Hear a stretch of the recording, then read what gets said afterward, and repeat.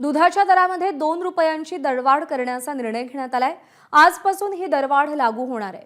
त्यामुळे गाईचं दूध आता प्रति लिटर 58 रुपये तर म्हशीचं दूध प्रति लिटर 74 रुपयांना मिळेल। काल पुण्यामध्ये कात्रज दूध संघाच्या मुख्यालयात सहकारी आणि खासगी दूध संघांची शिखर संस्था असलेल्या दूध उत्पादक आणि प्रक्रिया कल्याणकारी संघाची बैठक झाली। त्यामध्ये हा निर्णय घेण्यात आलाय। पुण्यासह मुंबईमध्ये पिशवीतलं दूधही महागणार आहे।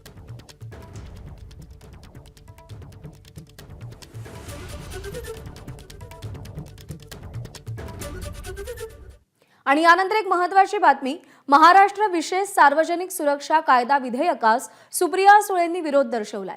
बेकायदेशीर कृत्य या नावाखाली शासकीय यंत्रणांना अमर्यादित अधिकार असल्याचं सुप्रिया सुळे म्हणतात। शासनाला पोलीस राज प्रस्थापित करण्याचं लायसन्स मिळेल असं देखील सुप्रिया सुळे यांचं म्हणणं आहे। लोकशाही मार्गाने विरोध करणाऱ्यांविरोधात कायद्याचा गैरवापर केला जाईल असं देखील सुप्रिया सुळेंना वाटतंय। कोणालाही सूडबुद्धीनं गजाआड करून प्रताडित केलं जाऊ शकतं असं सुप्रिया सुळे म्हणतात। न्यायपालिकेच्या सार्वभौमत्वावर हल्ला होईल। इंग्रजांच्या रॉलेट ऍक्ट सारखा हा कायदा असल्याचं सुप्रिया सुळे म्हणाल्या। निलेश बुधावळे आपल्याला अधिक अपडेट देईल। निलेश, हे विधेयक नेमकं काय होतं, त्याचा मसुदा काय, त्याला सुप्रिया सुळेंचा विरोध का?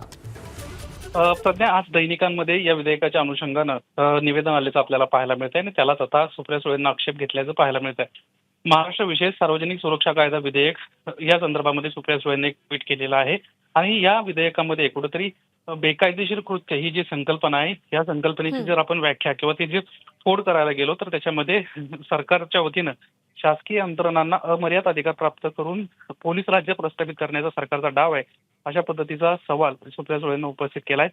खास करून सरकारच्या विरोधामध्ये आंदोलनं होत असतात, वेगवेगळ्या संस्था लोकशाही मार्गाने विरोध करत असतात।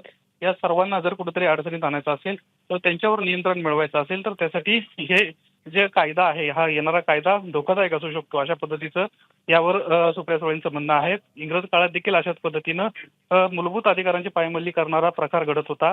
रोलेक्स ऍक्टच्या नावाखाली हा कायदा आणला गेला होता आणि लोकांना त्रास दिला जात होता। असाच पुढचा प्रयत्न पुन्हा एकदा सरकार करतंय असं सुप्रिया सुळेंचं म्हणणं असल्याचं निश्चित। आणि या सगळ्या मुद्द्यांच्या अनुषंगानं सुप्रिया सुळे यांनी या विधेयकाला विरोध केलेला आहे। निलेश, धन्यवाद दिलेल्या माहितीसाठी। एबीपी माझा, उघडा डोळे बघा नीट।